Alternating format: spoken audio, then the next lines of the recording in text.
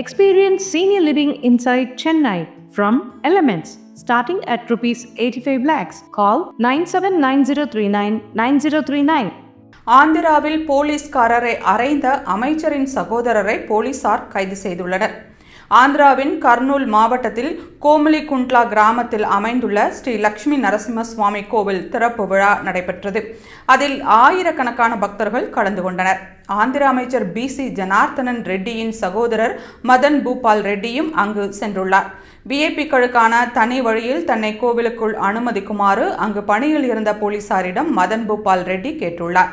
ஆனால் அதற்கு அனுமதி மறுக்கப்பட்டது. இதனால் ஆத்திரமடைந்த அவர் பணியில் இருந்த போலீசாருடன் வாக்குவாதத்தில் ஈடுபட்டதுடன் ஒரு போலீசின் கன்னத்தில் ஓங்கி அறைந்துள்ளார். இது தொடர்பான வீடியோ தற்போது வெளியாகி சர்ச்சையை ஏற்படுத்தியுள்ளது.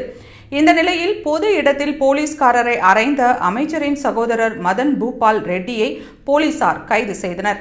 மேலும் இந்த சம்பவத்தில் கடும் நடவடிக்கை எடுக்கப்படும் என்று ஆந்திர அரசு உறுதியளித்துள்ளது.